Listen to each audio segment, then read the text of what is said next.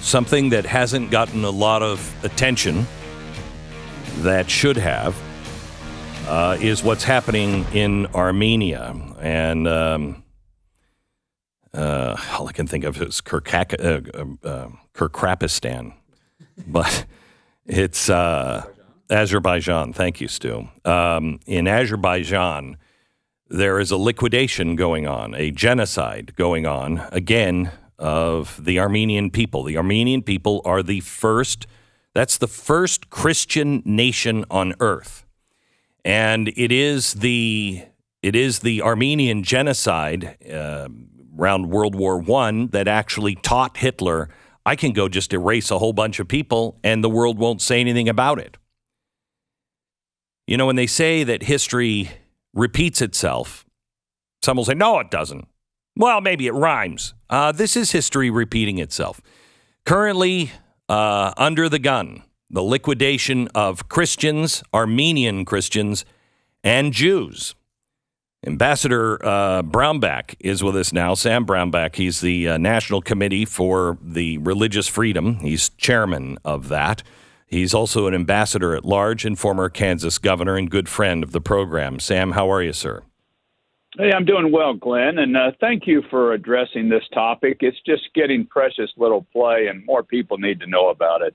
We have been following it from really the beginning. We've been doing it quietly because there's not a lot of people that know about it, and it's getting no play, and it needs to be understood. So you were just there. Can you tell us what's happening? Yes, you've got Turkey basically behind Azerbaijan, and it's best to think of Azerbaijan like Belarus is to Russia.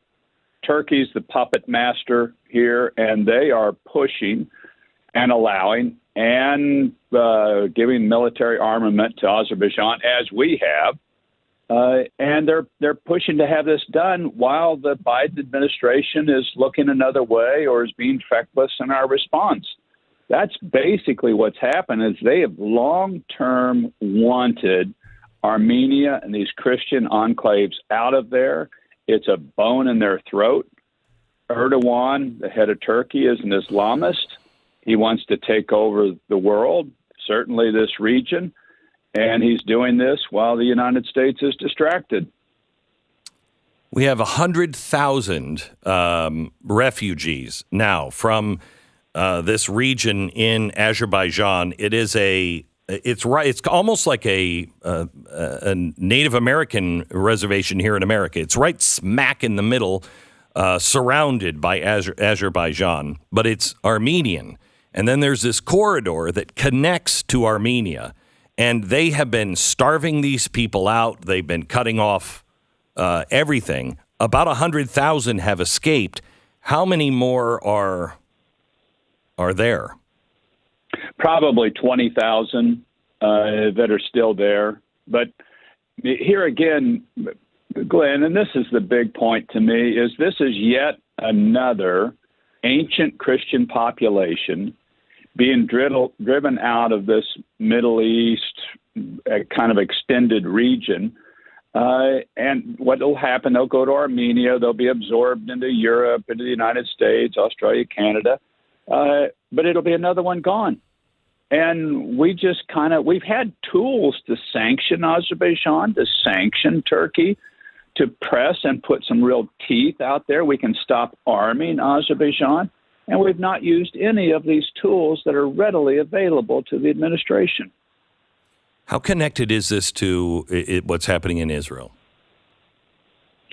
Well, I've argued that Armenia is to Christendom what Israel is to Judaism. It's kind of the first, and now Israel is the only Jewish nation, but Armenia is the first, and you've got Muslim populations surrounding both, trying to kick them out. And this is a play you see often in the Middle East, where there's just not tolerance for Christians or Jews. And that's why I've been pushing so much for religious freedom for everybody everywhere. And this is the standard by which governments and nations should stand by. And we're certainly not seeing it taking place in either of these situations. Talking to Ambassador Sam Brownback. Sam, the administration, you say is asleep at the switch, but I have a hard time believing that all of these things, I mean, if you see how much money this administration has been sending Iran without us really even knowing it, they're on the wrong side of things. But would you say that this is the way the world looks if we don't turn America around? Yes. Look what you've got. You've got an axis of evil, or evil axis, malign axis, whatever you want to call it, between Iran, Russia, and China. And they're out to take over the world. And they've been losing ground. But now they're out there pushing to gain back ground. So Russia goes after Ukraine. Iran is behind Hamas and Hezbollah and pushing on Israel. Turkey, a regional player, is saying, let's go get these Armenians, which we've wanted to do for 1,000 years. Let's do it now while we have an administration in Washington that won't fight back, won't use the tools that's available. And I have no idea, honestly, Glenn, why the Biden administration isn't doing more in these situations. They have the tools. We have the ability to do this, and we're simply not acting here. What do you suggest, Sam? What can we do? What can people do? Well, they can push Congress, and I hope people will write the administration.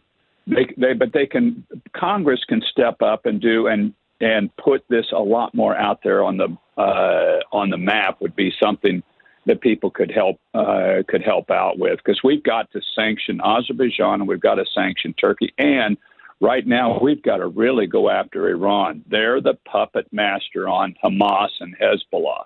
Hamas and Hezbollah do not act without Iran. And we've been sending money to Iran instead of sanctioning Iran, as you pointed out. This has to stop, and people need to yell about it and call into radio programs and put it out on their social media. Iran and this axis of evil, and Turkey as a regional player just seeking to take over the world while we're not acting at all. Sam, I appreciate everything that you guys are doing. Can you tell me a little bit about the 120,000 Reasons Coalition? It's a group of Christians and Jews primarily that are trying to stand up for this ancient Christian population and saying they need to be able to live in their native homeland that's been native to them for thousands of years and not being driven out. And that's what this coalition is standing up and pushing. And it's one of the coalitions that's trying to get some publicity, some knowledge of people out there about this ancient Christian population of Armenians that are primarily Orthodox Christians, but love their faith, love God, and are being driven out and in a second genocide. Senator Brownback, thank you so much, Ambassador Brownback, thank you so much for being on with us. Appreciate all you do. Glenn. You bet. 120,000reasons.org. 120,000reasons.org. This is something that everybody should check out, and you should share it with your church. We have got to do more. Stu said to me about 15 minutes ago, there's not a lot of good. I'm not seeing a lot of light in the world. I am, and let me tell you about it. As I said to Sam, and I don't even know if he knows this, but the Nazarene Fund is on the ground in Armenia and Azerbaijan. We have been doing this quietly because you're so focused on other things, but we know what's going on, and it is time now to pay attention, because it is, with what happened in Iran, this is going to run all across the world. So we are on the ground right now helping with temporary housing and life-sustaining food and medicine.